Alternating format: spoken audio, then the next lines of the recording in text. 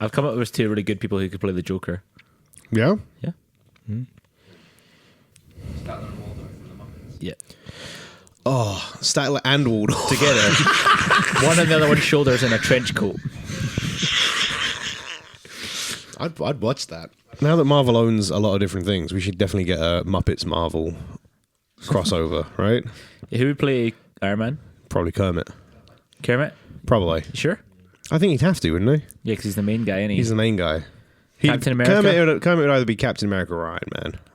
I think he'd be Captain America, because obviously people think Captain America's the main guy. Fozzie Bear or Gonzo would be Hulk.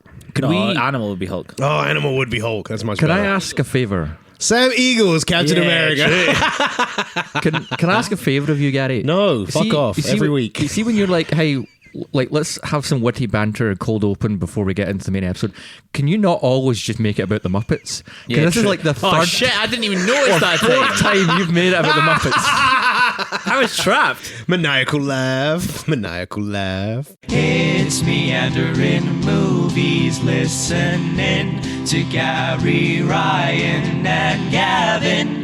It's all about films, but goes off course. Will there be arguments? Of course, 'cause everyone knows their lives are dull and they have nothing else to talk about. Hello, ladies and gentlemen, and welcome to the Meandering Movie Podcast, where we like to talk about movies and pretty much everything else that's happened in the movie industry. We've just spent the last couple of weeks talking about Oscars, specifically our reaction to the Oscars, which went better We than were expected. happy.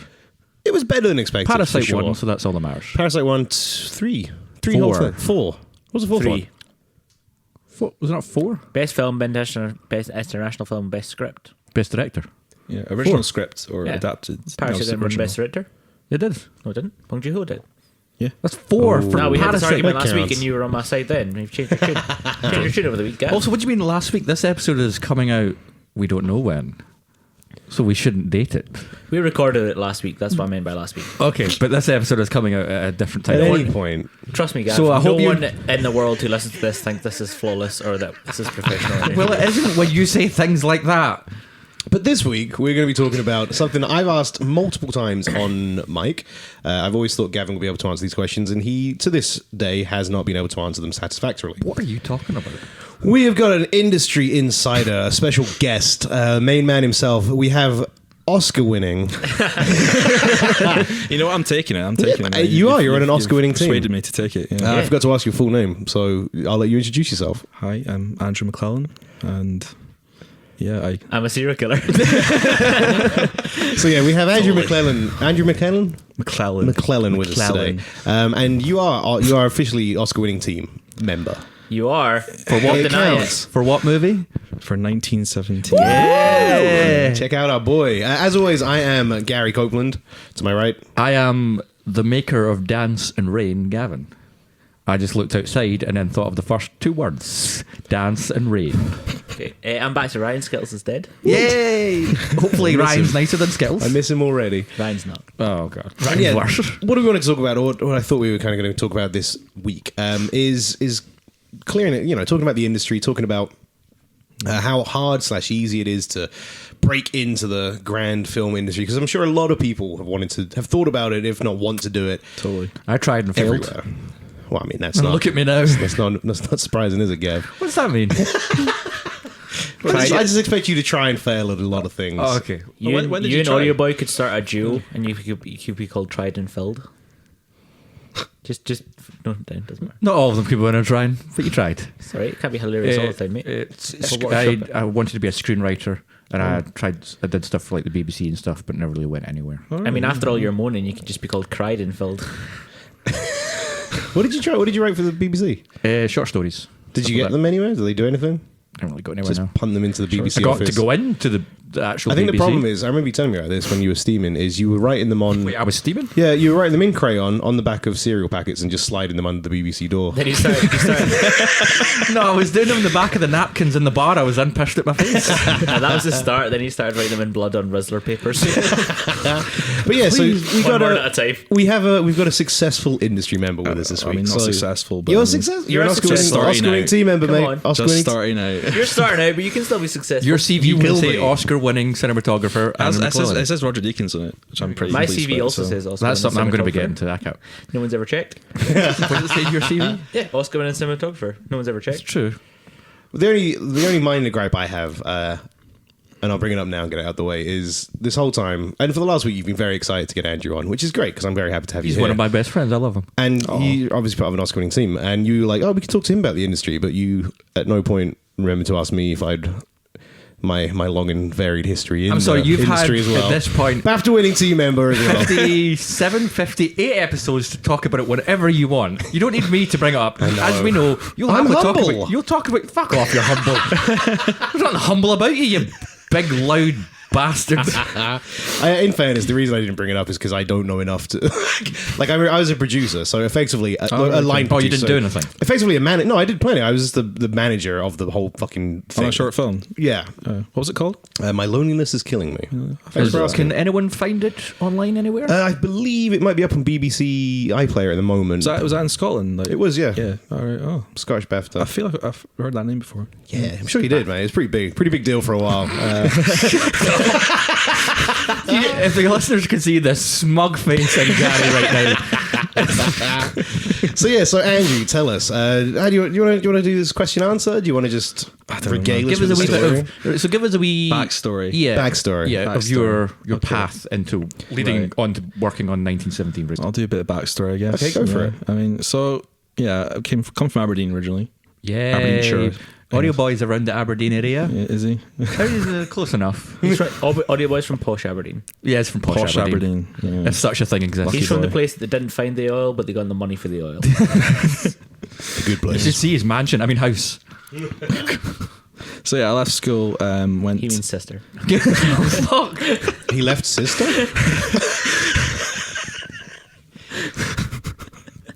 Andrew's telling a story, everyone. Let the man talk. So I I left school at the end of sixth year, and then I went to an H&D, Creative Industries TV, I think it's called, at North East Scotland College. Did that for 2 years, and that was basically it was mostly, I would say, a filmmaking course though, rather than like it was called TV, but it was more just filmmaking constantly, which was great because you got to make like short films every week, which was the best thing. And like, I mean, we did a bit of like multi-camera training as well, like for like entertainment shows and stuff like that. And Because that was going to be a question of mine later. Would you? I'm assuming you are camera trained and everything. well, that's where I got like the basic grounding and everything, like the filmmaking process, I guess, because you get taught like editing, camera operating, screenwriting, editing, all the stuff, and then I kind of found, I guess, what cameras and like editing were my two favorite skills, and then I thought, oh, that's probably where I should. I suppose that's the best thing about college is if you don't always know exactly what you want to do, actually spending 2 years getting a brief range of everything. Yeah, no, it's great. Gives you something to like zone in on. Yeah, no, it was really good, and it's one of the best years of my life for a long time. Yeah, because it was just like Until you met Ryan and I. Today's episode is sponsored by Sesame Street. Go to school, kids. yeah, I met a lot of great people there, and it was just so good. It was just making stuff every week. It was just great, you know. And in those early days, is there anything you were specifically or particularly proud of that you've got online anywhere that we can? I made a few short films. I haven't really done like short filmmaking for like 4 years. As much as I'd love to keep doing it, it's just money and time, and getting people. And then Did you ever try the 48-hour film festival? I always want to do that. Yeah, You've never done it? I've never done it. No. We should build a team. We should. Yeah, exactly. Can I be on the team? 100%, man. It's bonkers. I'll make pot but noodles it's- for everyone. It's amazingly. I met a good lot of fun. people who do it, and I've talked about it, and I think it's really interesting. I don't want to go up against the juggernaut team that is Sean Campbell and Jag Willison. This Shout is out. true. Yeah, They'll also be on the yeah. podcast soon. For people who don't know, give a quick rundown of what the 48-hour film festival Well, first things is. first, I just want to say I got a second award from the 48-hour film festival, Best Actor, 2017 or 18. Just saying, throwing that one out as well. How do you keep your head in the room? I was this big. I mean, since we're doing it, I mean, What have you got, Ryan? What accolades do you have? I was once in a band, right? Yeah. We never played one gig.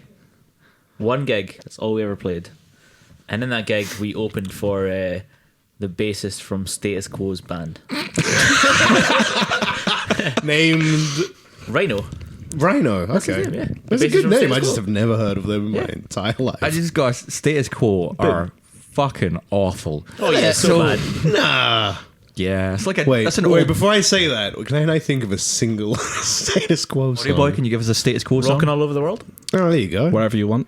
It's just old That dad maybe. songs to sing when they're pissed at the end of the night. I've seen- I saw You're him an live. old I dad saw and you're him live. pissed at the end of most nights, so... I saw him live in Montrose of all places. What, 2 years Status ago. Quo? Were you there?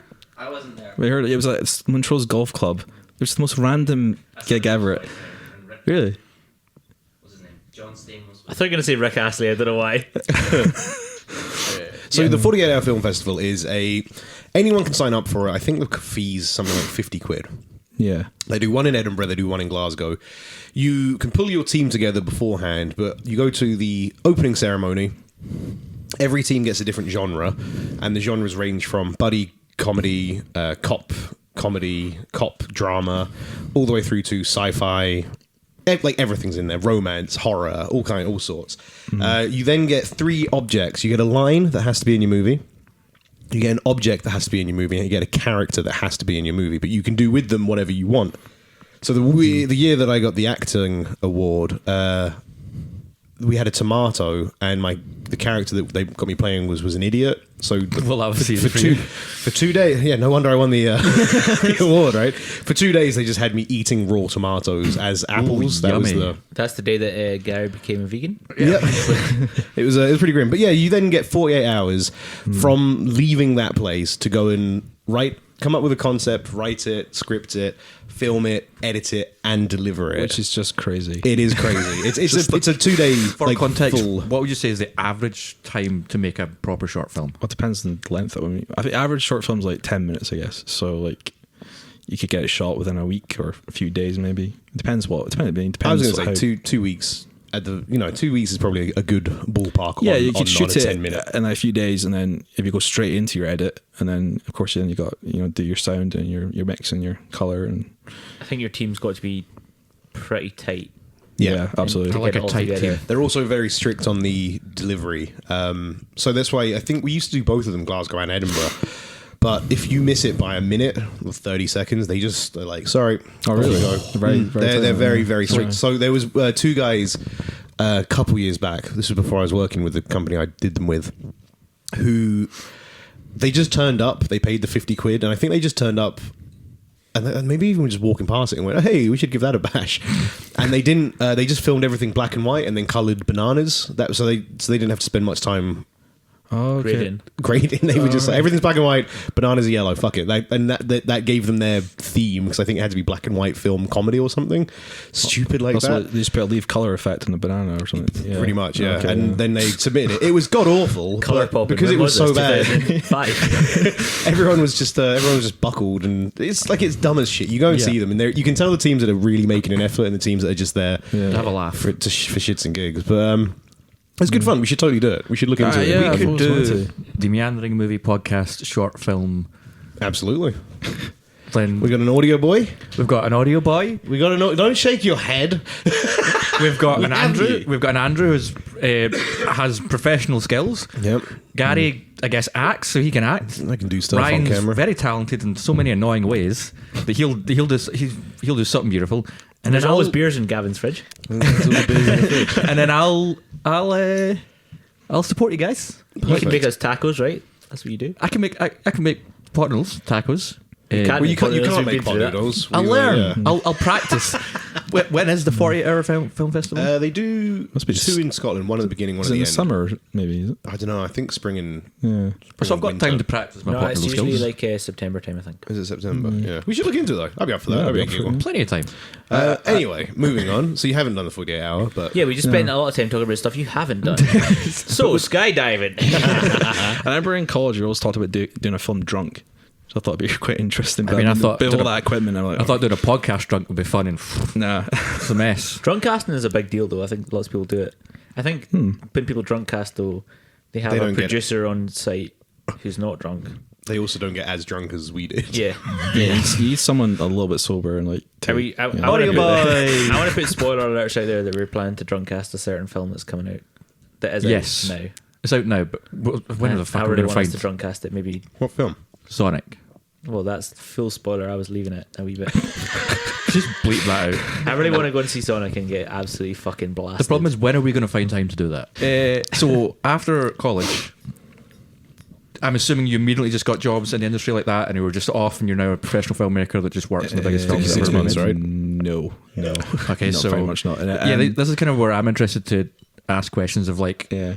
Many, like Gary saying, many people want to work in the film industry. Mm-hmm. They go to college, they go to uni, they maybe just do it themselves as a hobby and grow it. How easy or difficult would you say, with the skills that you had with leaving college, was it to get into the industry? I finished college in 2015, and then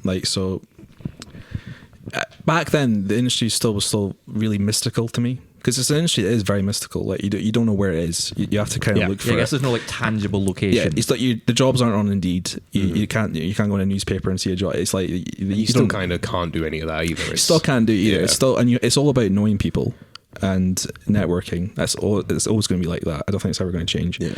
And like you just got to meet people. And when you're in a position like me, because I've got no family members that do it, I've got no immediate friends that do it.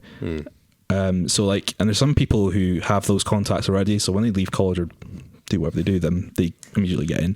When you're like me and you don't have anything like that, it's kind of very difficult.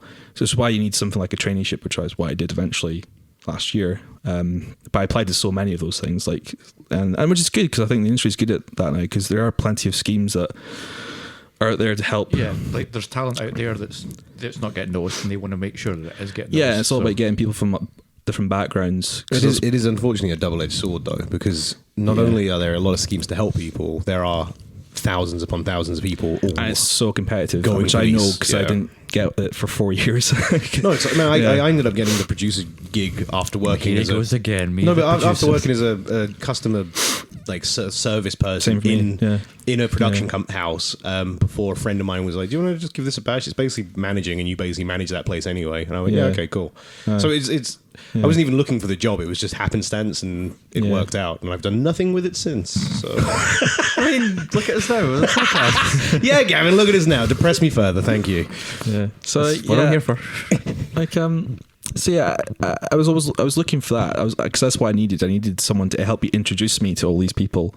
And Yeah, it's kind of difficult to just be like, hey, because I'm sure people do it. Yeah, people manage to, because there's people who are really just naturally good at networking and meeting people and socializing. I'm not that. So like it's Ryan's just, got his hand up in an audio podcast. That's because it was just for you guys. Oh, okay. Ryan didn't have his hand up for the audio podcast. Gavin doesn't wear trousers when we record these. Who would? It's more free this way. Can you hear it flapping? Oh, Jesus Christ. It's like a tiny, tiny, tiny, tiny, tiny flag. With a massive personality. I wish I was dead. Episode's a riot. So there are people that, naturally are just very easily able to network and and find those people. and they get into it quicker than I did, I guess. And like so I left college in 2015, and then for like a year I kind of spent with like some other guys who'd left college with me, and we made short films.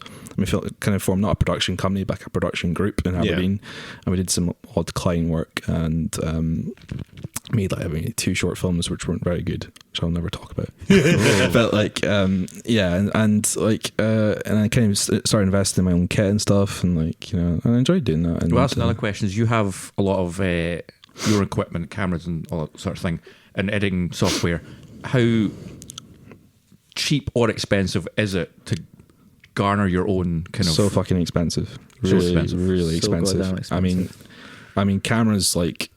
So like I started with a Canon 600D, which was like 400 quid. Well, I got it for my birthday, so I don't. But it was like 400 quid, I think. So Thanks, Mama and Papa. thanks, MacLellan. Mama and Papa. Yeah, and then the GH4 I got after that was a bit more expensive. I think I spent $1,000 on that because I had to get a speed booster as well, and I got a £500 lens as well. And then Lenses are big money. that's why I don't have many, because they're so bloody expensive. I wish I had more. I wish I had a whole set of primes or something, but that's just so expensive. Yeah. And Yeah, like, but I have 2 prime lenses and they were So goddamn expensive. I guess for context, for people who don't know that, Ryan is also a very talented photographer. He is. Ryan is a photographer. Talented photographer. Check out his stuff on Instagram because you can see all that kind of stuff. Ryan owns a camera. Ryan owns many nice cameras, and I think it's kind of funny. Sometimes I'll see used to kind of like talk and shop about cameras and stuff, and I'm just like, oh, they're saying fancy letters and numbers back to back, and I don't understand what's happening. But it's like, for you, Ryan, like accumulating your kind of stock of cameras kit. Yes, Kit. I accidentally went into buying videographer's kit. Not accidentally, like I bought like a Sony, like a really good Sony camera first, and as a sort of stills camera, it's not bad but not amazing.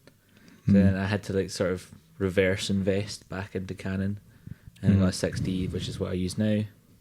But yeah, like I probably could have been quite a good videographer with the first camera I bought. Wasn't it A7S, was it? It wasn't, but it was like it was an A. Oh, like the model below that, like Yeah. 6. see, this is what it's like when it's. So we should stop Sounds being okay. really technical. We should. It's so hard as well because obviously between like Canon, Nikon, and Sony and stuff, they all have their different codes for like what's what. So talking about it's quite hard. So moving on. Moving on from For our listeners really who don't balls give deep a- into camera statistics. There will be someone out there who's interested in that. Sorry, guys. Yeah. but not our listeners. You don't know that. I think I do. Contact us if you're interested in the camera chat and if you want more. The fact that no one's going to contact you is proof that that's not true. That's just because no one likes me. So after networking and after eventually getting out there with your own kit, Yeah, well, I mean, I focused on that for a year, I guess. Is that a pun? Nope. Oh, yeah, that wasn't. No potential. Yeah, I focused on that for a year, and then I kind of, well, I said I wanted to move to Glasgow, and so I did that in August 2016 because Glasgow's where everything happens in Scotland, or Glasgow or Edinburgh.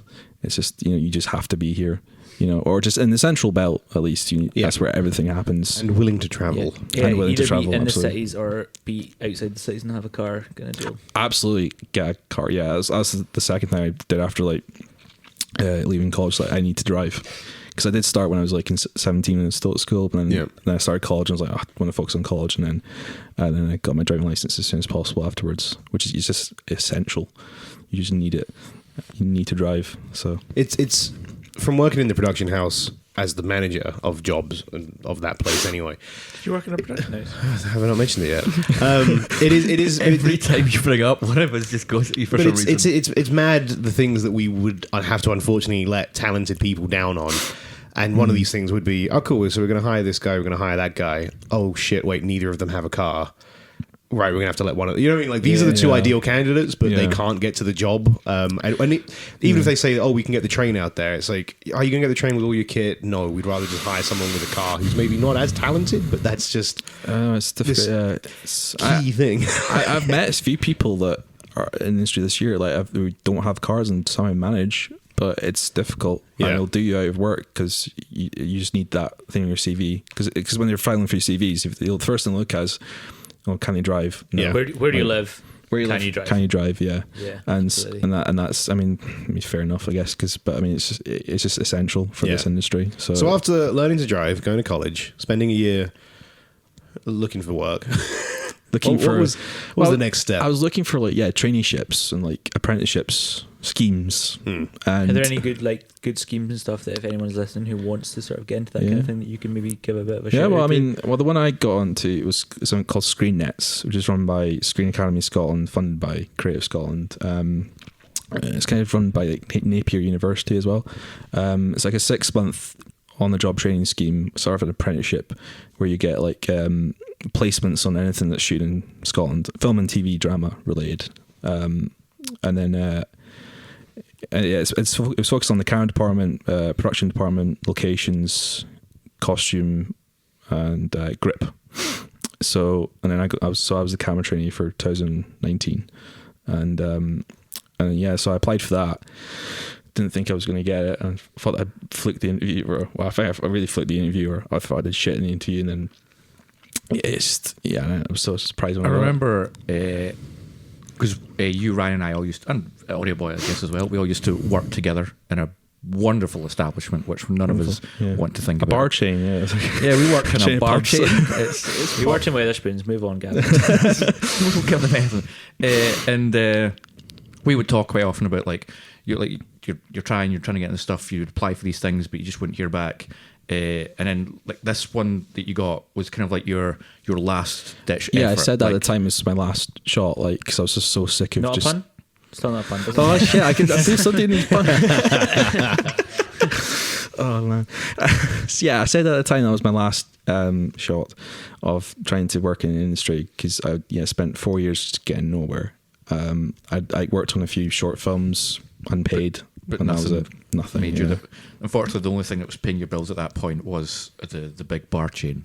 Yes, And the big bar chain. Obviously, that's not where you wanted to be or what you wanted to be doing. No, and then before I worked in HMV. I worked as a Domino's driver here, and then Yeah, you had jobs to pay. Yes, yes, yeah. Paying for the passion, as they Do say. you Yeah, I have guess to the do- glamorous life of like just Yeah. doing shitty jobs to try and keep Yeah. your passion alive. And and I didn't have to be in Glasgow anymore. I could just move back home and just find something else to do, which is fair enough. So what changed? Where was the crux in our story? Well, we know you worked on a pretty hefty TV show. How Oh, did yeah. that come about? Or Outlander? Yeah, no. When you were on that episode of Tiger.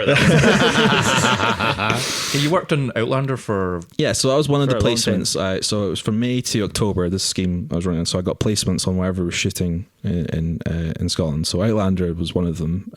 It shoots from like May to November. So and there's always plenty of work in it. That's why it's a big employer in Scotland. just like Game of Thrones for Ireland. Pretty much, yeah, pretty much. And so I got on that. I do something called dailies, which is basically you do a day or like a few days. You don't do the full job.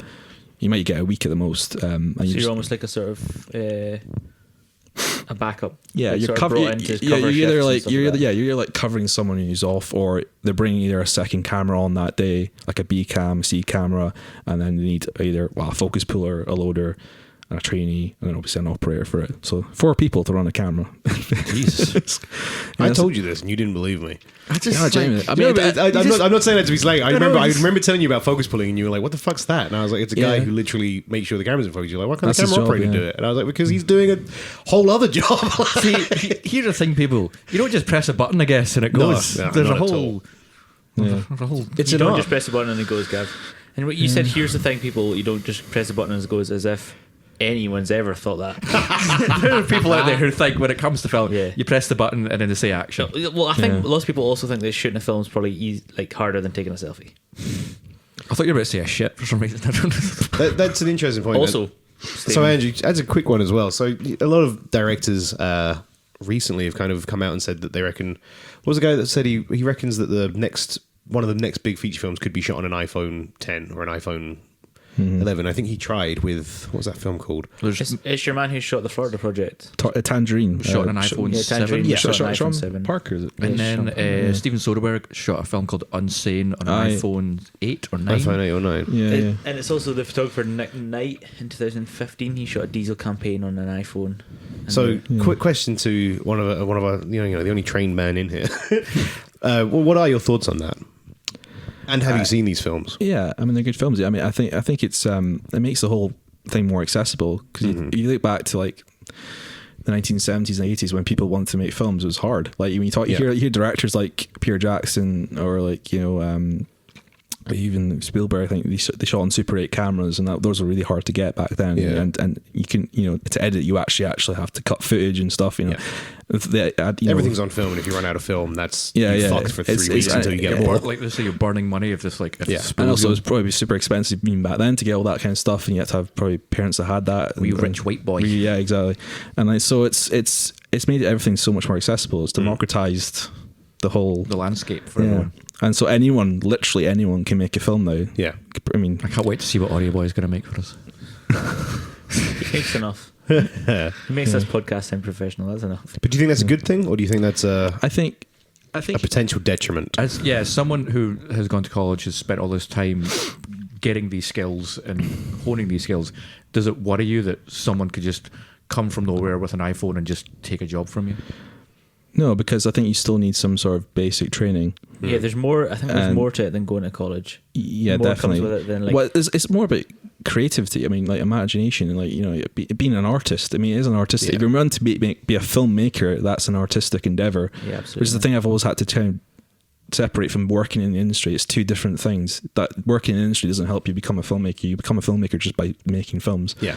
And also on YouTube as well. Like there's great YouTube channels like Film Riot and like that have like so many like tutorials online. You can just learn. You don't even have to go to college. You can learn the technicalities of it, but there's no film school and stuff like doesn't that. give you the spark you Can't need. teach the passion. Can't teach the passion. Yeah, I had a No, that's mentor good. when I That's was quite interesting. young who said, you know, I was at college while I was assisting him all the time, and he always used to say, you know, you don't have to go to college. Like, you can learn everything at college. You can literally just Google the prospectus. You know exactly what they're going to teach you. Yep. Learn it on YouTube. But it's all about having the sort of drive to get up every day, watch a YouTube tutorial, set yourself challenges, set yourself goals and stuff. Whereas some people need that person to be there and say, that's not so great. You know, some people need that guidance, and there's nothing wrong with either. If you can be self-taught, then I mean, I'm absolutely self-taught in many things when it comes to like color grading and like, you know, a lot of camera camera operation, the basic camera techniques and like editing. Like I taught myself a lot of it. I mean, college gave me that grounding, but I did do a lot of my own, like, you know, like learning. So after Outlander, we move on to 1917. The big one. You got to talk about it, man. You got to do it. Yeah, it was like I remember you telling me like you were going to be working on 1917, and Well, I obviously was going to say there was a big difference when we were all talking about it, because Outlander was already a thing. yeah. So at the time, you'd shot a TV show and a film, and you were super excited about Outlander because Outlander was a TV show, and you were like, yeah, and I've done this film. And we were like, all right. Okay. Like, no one really knew, because obviously the film had no preemptive thing to it. Like, it was just a you film. couldn't find much about it online beforehand, well, because they keep it under wraps. Yeah, it was super you know. close to the chest, not another pun. Yeah. No, doesn't matter. but then When he's too quick, Just, I let them go. I let him have him now. there's no point chasing them anymore.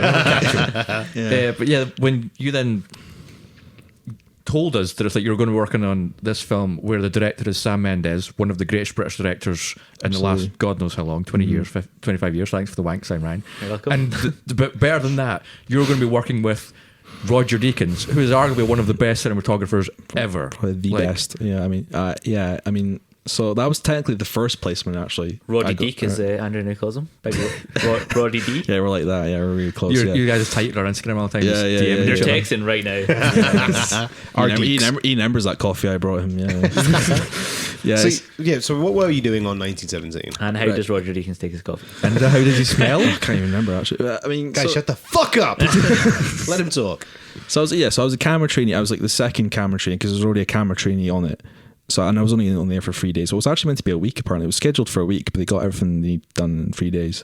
And they were shooting the Govan dry docks on the Clyde. And so I was brought on as a second trainee. And so that was probably my first placement and my first experience on a film set. And it's 1917. It's like Yeah, that's crazy, man. pretty insane. I still can't believe I did it. It's mental. Your first time on a film set was an Oscar-nominated film. That's Yeah, got to be I'm kinda working with the best camera team probably in the world, like with Roger Deakins and Andy Harris as focus pillar. Like they're like the two best in the industry, I think, and I don't think anyone would really disagree. Andrew, you can say whatever the fuck you want. No one's listening to this. You say it. Come on, double down. No You're one's not, listening going to to this. offend anyone, especially not those two or any other focus pullers. I know you think we're good, but Roger Deakins is not listening to the podcast. Yeah, you say it, man. You love Roger I'm going to Deakins. hashtag the shit out of this. He's never going to see it. What is the atmosphere like on a film set of that magnitude? Wow, I mean it's such a big operation, and there's so many people, and they're all from London as well. I was the only Scottish person there, and there was another trainee on my scheme. They had a production trainee there as well, so it was just me and her, and then everyone was from London, so they brought the whole crew up. And it's only for 2 shots as well, because it's all shot in one take. And then so the longest thing they did was 5 minutes. And I should explain what they did. It was the scene in the film where Schofield has to cross the collapsed bridge over the river, and he's taking sniper fire from the tower. So that was the first thing we did, and that's the biggest thing they did, which had a lot of like choreography to do and stuff. And they had to take the camera off from a wire, and then 2 grips had to take it on a gimbal and then move with it. And it's pretty mental. Like it's really.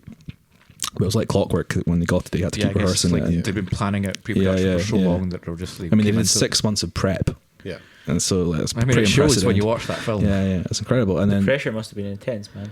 yeah, absolutely, and yeah, because they had to get it right, and then you had to wait for overcast as well. Roger Deakins will always be out slightly because he had to look for clouds because when they came to Scotland, it was lovely weather and it was like clear skies, and really sunny, and like and so because to make it to match the continuity of the film, they had to keep it overcast. Yeah. So I remember watching something with that, and it was just them I saying think they mentioned that every time they wanted to film anything, it was like, oh, cloud, go fucking go. clouds, run!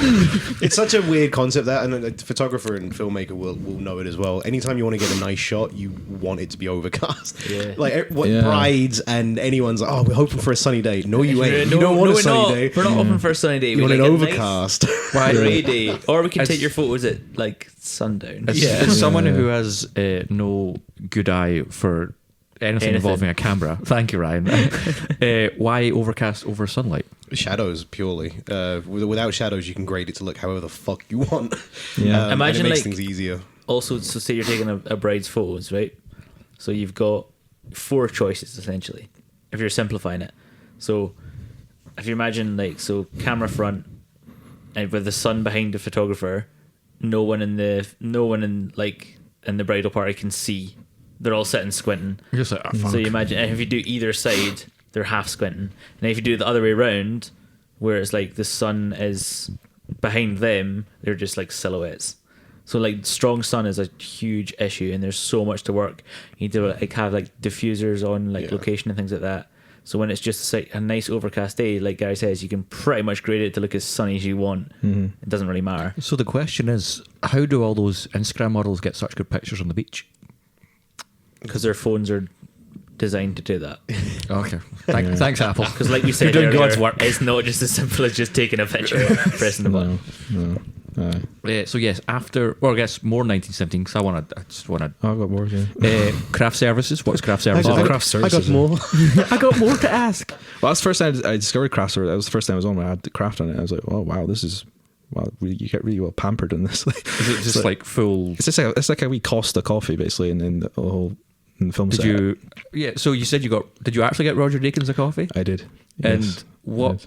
Right, so the first day I shook his hand, I was introduced to him. I'm just so It was a big deal. fascinated. You met Roger Deakins, guys. And I was introduced to him, and his wife was there as well, James Deakins, and I barely talked to them. Like he was focused, I don't want to... And not another pun? Oh, for God's sake!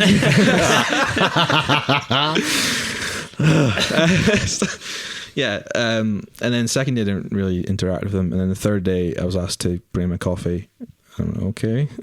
You're like, don't fuck this up. Don't fuck this up. Yeah, and then it was a large coffee. It was always a big cup he had. you got his cup? Yeah, they all have cups. They all have like reusable cups or plastic. cups. Like save the environment and stuff. Yeah, we're all full. How does he take his coffee? So I know. I can't even remember. Oh, Andrew, this is the only reason I brought you on. I want to find out how I he think it takes was the a coffee. cappuccino. Oh, he's a cappuccino. I thought he was better than that. With lots of Gap probably pronounces that cappuccino. either with lots of milk or little milk. I can't remember. Well, one of them's really going to fuck me over. So. Well, if he's having a cappuccino, doesn't matter. I'm not going to get the coffee yet. So the trainee's role is basically the trainee is the legs of the camera department, because the focus puller assistants, the operators, they can't leave the set. And especially because on films like that, it's a continuous day, which means you don't get a lunch break. You just shoot from say 9 o'clock to 4, which means you get a shorter day, but you don't get a lunch break. Yeah. Which is the first time I experienced that. I was like, oh, this is different. You're sitting there thinking, God, I want to go back to Spins now. Yeah. Got a break. Where's my break? Yeah. And so I had to get everyone's lunches and stuff, which is quite a common thing you do. And I guess it's it's kind of start at the bottom. That's the entry level stuff, yeah. And fetch this, fetch that, basically. That's the gist of the role. You mentioned, hello. It's Audio Boy, he's now on mic. Surprise. What was the other shot that you did? You said you came up for two shots. So it's the one before that is where Mark Strawn, he chats to Mark Strawn's character when he comes off the truck. Yeah. Yeah. And it's funny because in the background, that's just Glasgow. That's the Clyde. You can see the science centre and the people make Glasgow pink building and stuff and that, and they've just keyed that out and CGI'd it. And so it's weird when you see that. Oh, that's Glasgow in the background, really. It doesn't look much different. No. Did you get Mark Strong coffee?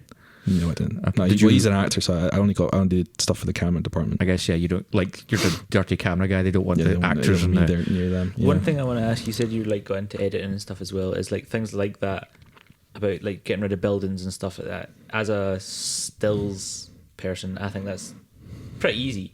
But I've never really understood it happening on motion.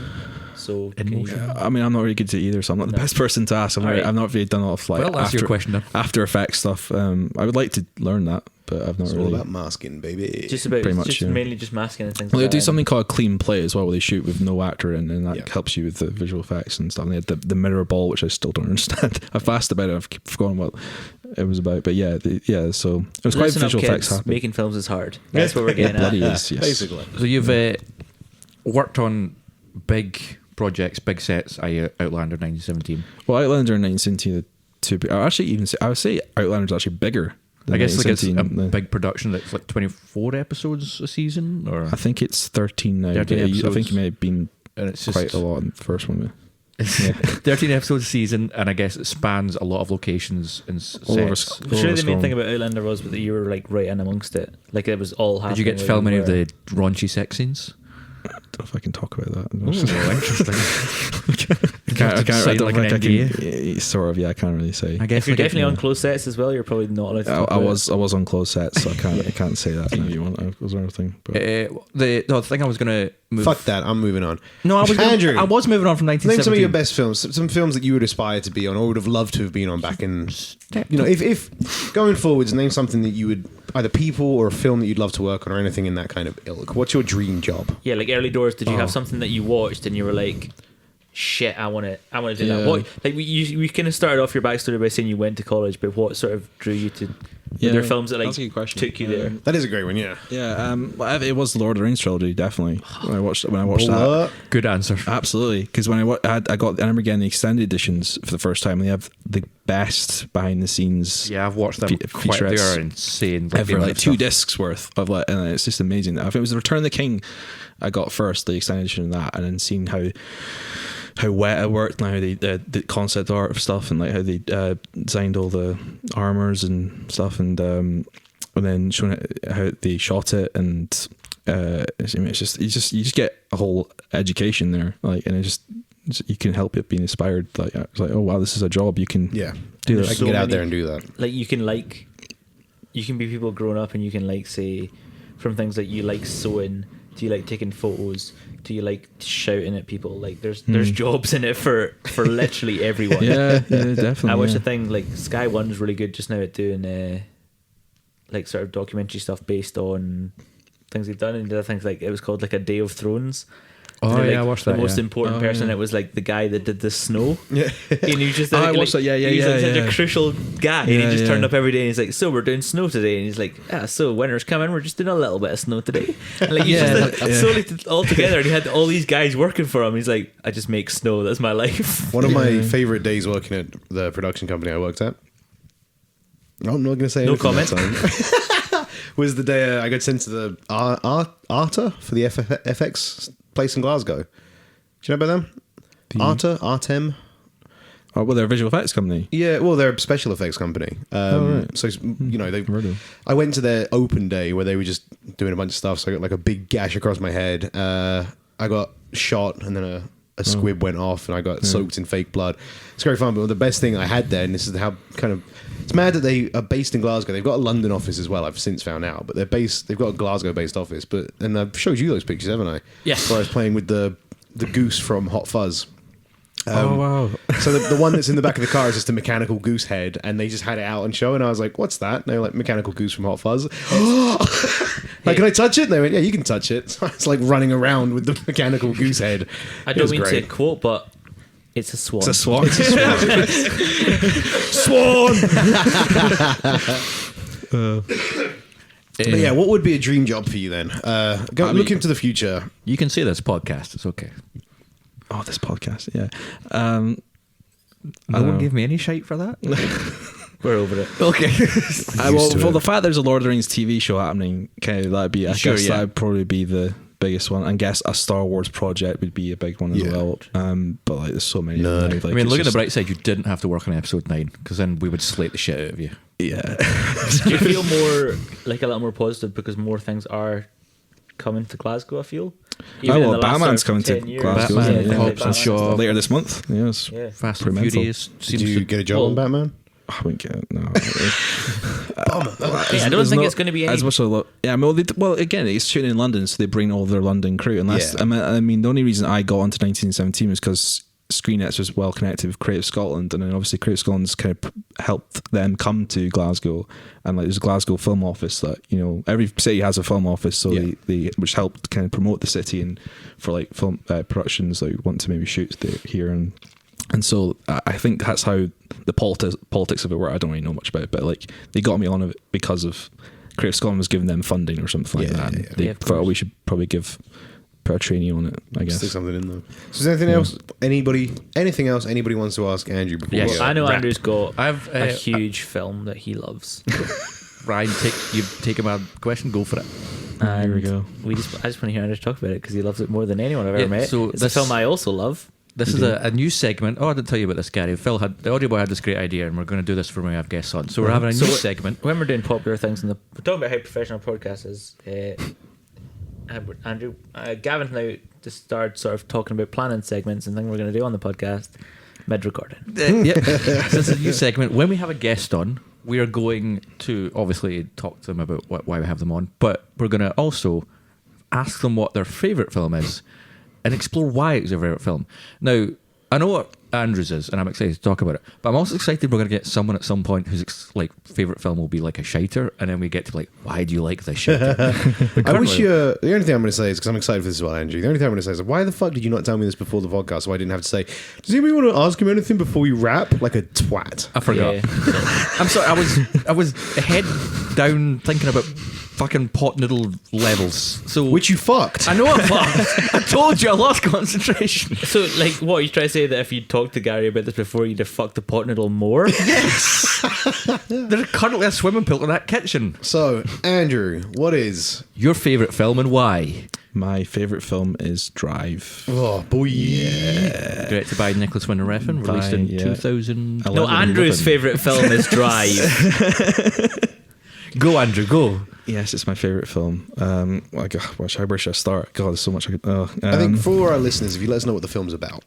It's about a Hollywood stunt driver who moonlights as a getaway driver at night in LA, and he's like this mysterious kind of guy, man of no name, kind of cinema character. He falls for his next door neighbor, and then when her husband comes home from prison, he needs to do a job to like owe some people money or something, and then they get double crossed when he offers to help him on that job as a getaway driver, and then it just descends into a whole ton of murdering and Violence and stylish murdering and cool looking stuff. Great music. And great just music. Ryan and Gosling just looking like a snack. Yeah. So what do you love about it? Oh, it's a big. Where to start on this one? I first watched it when I was in 6th year at school, and it was during a time where when I decided I wanted to do work in film and TV, and I was like, I want to try and watch better movies, not like Lord of the Rings and Spider-Man on repeat. Like just watch good movies. Start kind of watching things with a different eye, like looking out for stuff that you wouldn't have before. Did you see it in the cinema, or was it like on? No, I never saw it in the cinema. So I first saw it in 2013, so 2 years after it came out, and I think I'd heard of it, or because I heard of the whole thing that it being like, people thought it was a Fast and Furious film, but it's actually much more profound and better, and that's what turned a lot of people away, because they think the poster's very misleading. Isn't, but I mean, like the trailer itself kind of gives you a sense that it's going to be like this. Well, it's giving you a sense it's going to be fast paced and exciting, I guess, and it is quite a bit. The opening is, and then it changes pace massively. Yeah, for the better. Absolutely for the better. Yeah. So pace is pretty non-consistent throughout. Yeah. So I first watched on like Netflix, actually, early 2012, 13 Netflix, and then someone at school actually recommended it to me, and then. So, I clicked it thinking it was going to be, I think, a Fast and Furious kind of thing. So I love car movies. I love stuff like Bullet, Vanishing Point, Gone in 60 Seconds, and I get that from my dad because he's a car stuff man. Like the I've Italian Job. Your car stuff on Instagram. It's nice. I like cars, so I like movies about cars, feature cars and car chases. So it's like, do you like the movie Cars? Don't mind it, yeah. So yeah, that's what drew me to it, and then. then it just blew my mind. Like, and I immediately, when I got back from school the next day, I got my laptop out and watched the whole opening again. So I was so fascinated how that sequence, because it's brilliantly shot. It just stays in the car. And it's like a car chase, but it doesn't even come out of the car at all. It's all from his point of view as well, which is just brilliant. It's just the best way to shoot a scene like that. And I was so fascinated with that character because he is a man with no name. He's called Driver, and like I love films that are like that. It's like, you know, the Dollars trilogy and Split or stuff like that. And you don't realize till after the credits roll, oh shit, he wasn't. Yeah. It's like when I watched Layer Cake and I'm like, oh, he didn't have a name. It's like you only realize it afterwards. A misnomer in Layer Cake though, because at the end it says, if you can figure out my name, you're as smart as me, but you can't. Yeah, I've watched that film plenty. Yeah, not because I wanted to, but I was determined to solve that puzzle, and it is an unsolvable puzzle. I swear. If anybody knows the guy in Layer Cake's name, send me it, and I'll send you 20 quid in the post. Daniel Craig, right? No, the character name. Oh, right. Imagine after all this time, it's like, fuck it was Daniel Craig. His name's Craig Daniels. I think it's listed on the credits XXXX. Is it? Yeah. Well, I know that. Yeah, I think he is hot. But yeah, I'm 90% sure it's an unsolvable puzzle, which is bullshit. I'm 100% sure you'll never solve it. I'm gonna have to go back and watch it again tonight. I've got the DVD. You can just take it with you. He is listed on the credits as XXXX. Yeah. Charlie XXXX. The movie Drive, it's a kind of an amalgamation of brilliant qualities, i.e. the acting, Ryan Gosling, Carey Mulligan, Oscar Isaac, even Ron Perlman, and Albert Brooks as well. Fantastic. Albert Brooks. Then you've got just like what you said, like the way it's shot. I mean, I say that it's the film I discovered cinematography. Yeah. Yes. I didn't really think about cinematography before I watched that film, and it's like because it does tell the story just through visuals alone, and like, it's just so brilliantly framed, and it's that old Hitchcock way of show don't tell, and that's 100% what that movie is. So much of it is just you reading the scene and what's happening in the scene. Yeah, and it also has the purest basic love story in it, which I love. I love that, you know, it's not about them getting to know each other, like, you know, how they don't sit at like a coffee table and just be like, they don't even kiss once, you know, and it's, I mean, you don't even know that if that's real or not, you know. If you're of that theory that it's just what he wants to do, but he's not actually doing it, you know. So don't have the balls. Yeah, Ryan Gosling's got the balls. When you wear a jacket like that, you got balls. It's a dope jacket, and I have the jacket. That is dope. I also have it. It hangs on my wall in my living room. Both Ryan and Andrew have that jacket. I've got Audio Boy. He hangs around in the wall in your bedroom. Anything else you want to say about Drive? Obviously, I've talked about the music. Oh God, the music. Yeah, I mean, that album's like my favorite album ever. Like, and like, I pretty much discovered electronic music because of it as well. You're quite a big electronic fan now. Is that from Drive? Pretty much, yeah. Because like listening to like Kavinsky Night Call for the first time, like, my God, like that just blew my mind. There's a fun story of one night, Andrew and I and our pal Thomas, we were out on the beds, and our pal Sean was DJing. He'll be on the podcast at some point soon, and he ended his set by playing Night Calls by Kavinsky. And I don't know, you lost it. I think you were about to start crying. You were just like so happy. Yeah, it was kind of joyous to watch, just that music affect you the way it does. I love him for that. That was so touching. And it's obviously reacting to a song like that says so much about how that movie kind of, how you think about that movie. And because this is another thing I want to talk about, is plugging some of the work you've done, some of your personal work. If you've made little shorts, little documentary, short kind of stuff, and stuff on Instagram and on Vimeo about Drive, because you're always thinking about it and wanting to just show why you love it, which I love. Yeah. Well, so like early last year, I made that thing I wanted to do for a while. It was like basically take this Q&A of what Nicholas Winding Refn talking about Drive he did in like 2011, and then cut it to footage, simple stuff really, and then just in a kind of documentary, video essay format, which I watched tons of stuff like that on YouTube all the time, so I wanted to do something like that for Drive. And I guess the other bigger idea was to do it for films that don't have behind the scenes featurettes, stuff like that, and Drive is actually one of them. It doesn't have, if you go on the Blu-ray, it doesn't have any extras at all. It has that Q&A actually on the Blu-ray. His That's it. follow-up film, Only God Forgives, has a ton of behind-the-scenes stuff of them making it, but Drive doesn't really seem to have anything. Well, someone was paying attention to Drive back in the time, and then everyone More of was a confidence thing as well. As a director, people are like, "Oh, do you want us to do a behind the scenes?" He's like, "No one's going to fucking watch this film, let alone the behind the scenes." Whereas he made Only God Forgives, and he's like, "Shit, people might actually watch this film because a lot of people watch Drive. That think we're going to watch it." And his so. wife made a documentary That's as well true, yeah, called his wife. My Life, directed by Nicholas Winding Refn. Yeah, I've watched it. Was yeah. it either the making of that film or the documentary either kind of like tore them apart for a while because of like how neurotic and messed up he got trying to make Only God Forgives in Thailand, which was It's fascinating. Yeah. it's a really interesting documentary. Yeah, It's yeah. better than the movie. Oh God, yeah. The movie's trash. I mean, it's stylish trash. I mean, Yeah. I love how it looks. looks the score's beautiful. pretty good. And It's Ryan Gosling it's still Cliff just- Martinez doing the score, and he's great. Yeah. but Styling Trash is actually my stage name. Stylish Trash.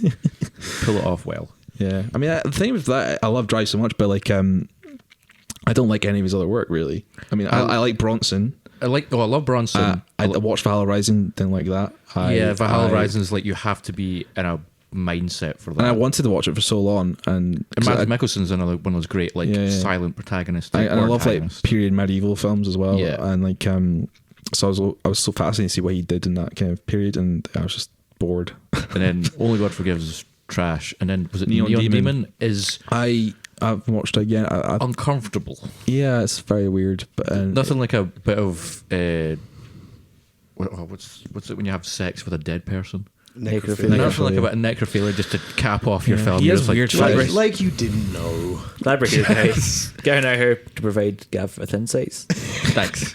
I mean, he has weird fetishes. Like he's just Oh so yeah, he's a obsessed very with- fetishistic Yeah, kind yeah. of director, and Because I Can Drive, I think he was pretty held back. It's his most like I guess commercial film. I guess like accessible Yes, film. yeah. But where the other ones are just mad. And I even started watching his Amazon series, Too Old to Die Young, and like he's just been let off the chain. He's just like at this point nothing's holding him back for him. Yeah, He's being- nothing. He's an Yeah. interesting man to hear speak He is, yeah. about his films and just about things in general because he's so Yeah. particular. You're just like, Yeah, he's a I'm uncomfortable with anything you're saying right now. So, yeah. unfortunately, guys, I think we are going to have to wrap up there on time. Andrew, it's been fantastic having you here. Thank you for having If me. our listeners do want to check out any of your stuff, where can we find you on YouTube, Instagram? What's your preferred format of social needs? I do a lot of stuff on Instagram in a minute. So like I'm like Andrew _MacLellan on Instagram, and then there's a link to AGM edits on Instagram. So I do a lot of like editing stuff on that. Just mad things that come into my head when I listen to music and feel like, oh, I should put that to a scene in a film. Just really random stuff. Yeah. And I've put like the documentary I made on Drive there as well, and Awesome. it's links to all that stuff there. So you just send me some links and I'll put them in the description. So if you're on iTunes or Spotify, you'll be able to access You can swatch those that on the stuff. description. I'll put that down Much there for you. appreciated. Thank you. But no, Andrew, thank you so much for coming in. Thanks, pleasure, man. It's been Thanks. fantastic. Really interesting talking to you as well. And hopefully we've given some people a spark, insight, an yes. insight on where to start, where to go. If you want to get a role on the next big film in Glasgow, Andrew's your boy. We'll put his home address, his email. start networking. I am literally just starting out. I am only done 9 months. Disclaimer. Phone number, send nudes to Andrew, and you will get a role on this film. I'm new to this. As always, you can reach us. So yeah, if you want to get on those social medias, it's Twitter at Meandering Pod, Facebook and Instagram, search for Meandering Movie Podcast. If you want to drop us an email, it's meanderingmoviepodcast at gmail.com. Like I said earlier, iTunes, Spotify, there's links down below for all of that, plus Andrew's stuff. And closing the thought, just getting to talk to you about Drive just makes me want to have you back in the podcast to talk about movies in general, because you're a joy to talk about movies with. Thank you so much for having me. It's been a pleasure. It's been a pleasure. Oh. We've been waiting for... It's been too long. Yeah, we have talked it's about been it. too a We've lot. talked about it for a long time. It's finally happened. Since we met, basically. Yeah, it's been great. You spoke to Andrew about being a guest in the podcast before me. Yeah, actually, I did. And now look at you. Yeah. Can't get rid of you. Guys, that's it from us this week. Thank you so much for listening. Thank you so much, Andrew, for coming on. We've been your Meandering Movie Podcast boys. Thank you very much. Have a great one. We'll speak to you next week. Bye. Music is life.